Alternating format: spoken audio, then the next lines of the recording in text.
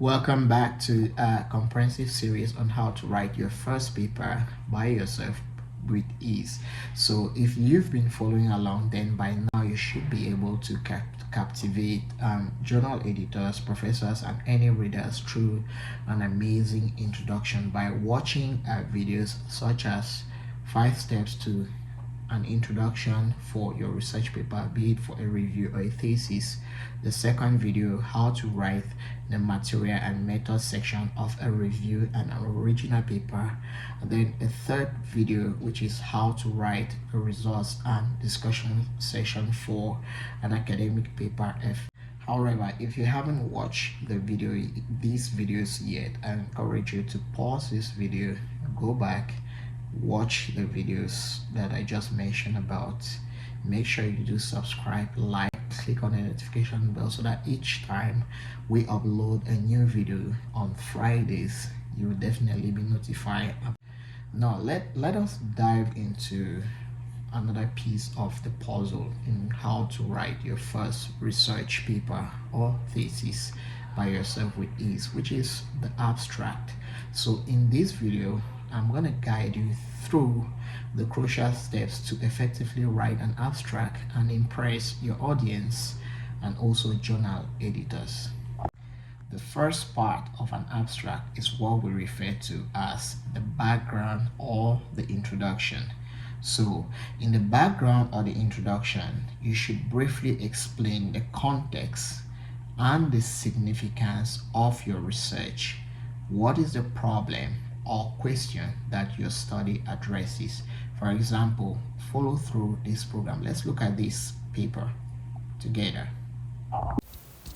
So in this study, you're going to see that here in the background, they're talking about what microplastics are, the size and everything that microplastics constitute of. And usually, when you write in the background in an abstract, there are some statements which you can use in order to illustrate what is the problem statement. For example, you start using words like while, yet. So with such words, you're able to properly outline what is the problem statement or what question is your abstract trying to answer. It's very important you do stress out that when writing the background of your study. Let's look at this second study. This is another study where they did outline the background of the study. For example, in this study, they're talking about climate change and long-term overgrazing effects on land. So this part actually explains what the study is about, because when you're writing the abstract, you need to put in mind that if someone is reading who is not from the field, he should be able to understand what you are talking about. And you can also give the story of what the study is all about in the background. And usually in the background, it's also very important you can outline, or you should state what is the problem what is the problem or the question that your study is trying to explain. And usually, like I mentioned before, some keywords like while, yet, however. So when you use such statements, you are able to outline what is the problem or the question your study is trying to outline. In this study, for example, you're trying to see grassland development is still inadequate, or the understanding still remains inadequate for people to study. So from that statement, the reader will definitely know what is the problem or what is the thing your study is trying to explain. A lot of people usually write the background of the study, but since they cannot really explain what is the problem or what is the limitation of the study, becomes difficult for the reader to understand. Okay, let's look at this other study of mine. This is a study in which I did write. So in this study, I tried to outline what is the problem or the question I was trying to address, and I said there have been less investigations in soil and groundwater microplastics. So just by introducing that statement, the reader can be able to understand what is the problem I'm trying to address in my study. It's very important. It's the golden statement you need to use in the background of your study. And I think it's the same thing which usually authors write in the introduction of their study. So by using that statement, you're able to outline the problem statement. And you can use words like limited, there are limited studies, or the understanding is not enough, or inadequate.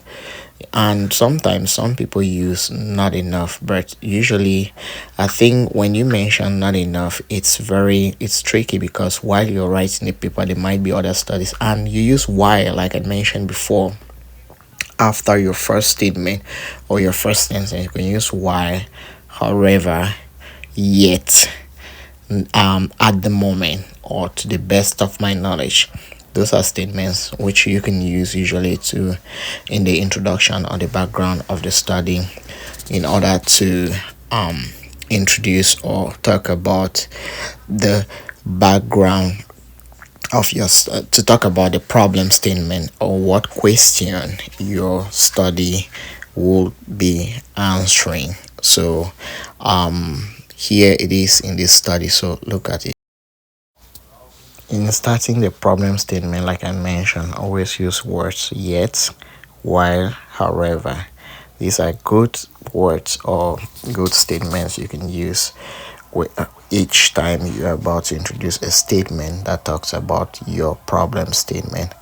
I hope you do understand. Or you can refer to, other studies which are similar to yours, and you definitely know.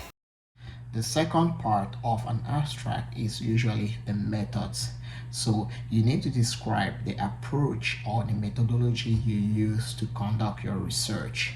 This should include the type of study, the participants, or if applicable, the data collection techniques and any analytical methods which you employed in your study.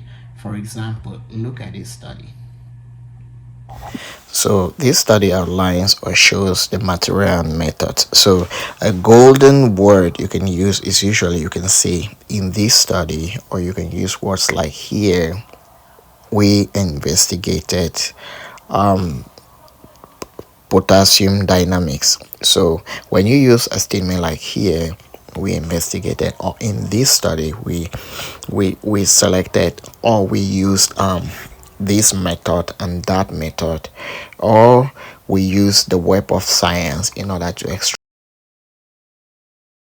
The third part of an abstract is what we call the results. So you should be able to summarize the main findings of your study, highlight the most important outcomes or discoveries which you did observe in your study. For example, look at this study. So in this paper, you use keywords like we found that, or we observed that. These are statements which you can use in order to outline the results or discuss the results you observe in your study. The final part of an abstract is what we call the conclusion. So you should conclude by discussing the implications of your findings, their significance in the broader context of your field. What are the key takeaways from your research? Or sometimes you can also add recommendations. For example, look at this study. So the conclusion is the final part of the abstract. In this paper, you can combine some papers, they combine the discussion and the conclusion part. That is what some papers do, while some do not do so. Others might just go ahead and mention the discussion and then separately mention the conclusion part as it is shown in this paper. But one thing is that you can avoid in review papers, but in original research papers, please make sure you do not forget to outline the conclusion of your study. And conclusion, when you conclude, you can give sometimes recommendations in your conclusion part of your paper.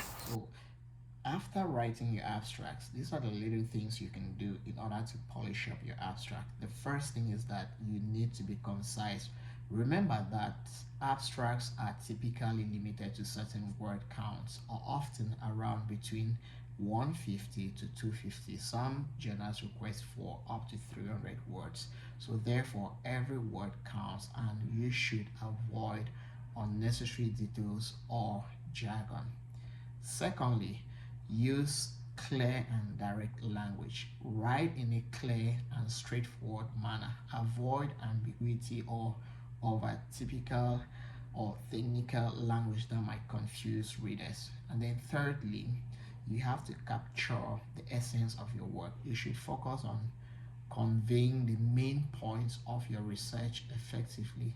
Think about what are the aspects of your study that are most important to readers to understand. Then you should discuss them. Another aspect is that you need to edit and you revise. So after you write your abstract, revise it carefully to ensure that it accurately represents your research and adheres to the guidelines provided by your target journal or institution. Revise it if necessary. You can share within your colleagues or friends or people to help you read and then pick out certain things which you omitted or point them out. And then you need to check for the accuracy. So you need to double check that all the information provided in the abstract aligns with the contents of your paper or your thesis, and avoid making claims or statements that are not supported by your findings. And lastly, but not the least, is that you should seek feedback. If possible, have your colleagues or mentors review your abstract before submission. Fresh eyes can often provide valuable insight and suggestions for your improvement. So if you're able to follow these steps which I just discussed in this video, then I can assure you're going to write an excellent abstract which will be very appealing to the journal you're targeting or the audience you are looking for to deliver your research findings.